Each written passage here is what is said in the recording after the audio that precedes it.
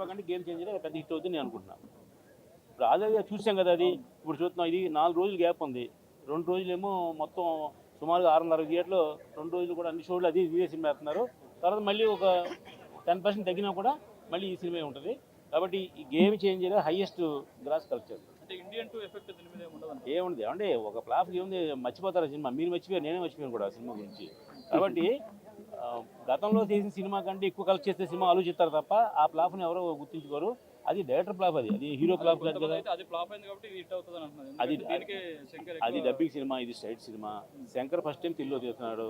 Plus ఇది దిల్ రాజు గారు అంటే ఒక ఫ్యాషనేటెడ్ ప్రొడ్యూసర్ కాబట్టి ఆ సినిమాని ఎలా బతికించాలి, ఎలా రిలీజ్ చేయాలని తెలిసిన ఆయన ఒక్కడికే. ఇప్పుడు సంక్రాంతికి వస్తున్న సినిమా మీకు ఎక్స్ట్రాడనరీ పబ్లిసిటీ చేస్తున్నారు. కారణం ఏంటంటే సోషల్ మీడియాలో దానికి ఎంత పబ్లిసిటీ ఉందో మీరు చూస్తున్నారు డైరెక్టర్ గారు.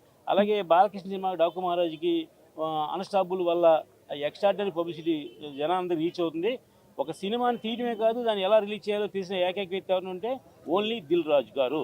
ఇది అందరికీ తెలిసిన విషయం. మళ్ళీ మీ అందరికీ గుర్తు చేస్తున్నాం. మరి ఖచ్చితంగా, ఎందుకంటే ఇప్పుడు ఎక్కడ ఈ ప్రీ రిలీజ్ పెడితే అక్కడ ఎవరో చచ్చిపోతున్నారు. ఇప్పుడు ప్రీ రిలీజ్ ఫంక్షన్కి ఫర్ ఎగ్జాంపుల్ అడిగారు కాబట్టి చెప్తున్నా, రాజమండ్రిలో ఈవెంట్ చేశారు సార్. అది చక్కగా ఆర్గనైజ్ చేశారు, ఎవరికి ఇబ్బంది కలగకుండా అందరినీ చేశారు. మేము ఇద్దరు కూడా థియేటర్ ఫంక్షన్లో ఉన్నాం, ఇద్దరు. కానీ ఎవరో ఈ సినిమా చూసి ఇంటికి వెళ్తుంటే కాకినాడలో కారు యాక్సిడెంట్, లారీ యాక్సిడెంట్ చచ్చిపోతే అది దిల్ రాజు గారికి పవన్ కళ్యాణ్కి ఏం సంబంధం అండి?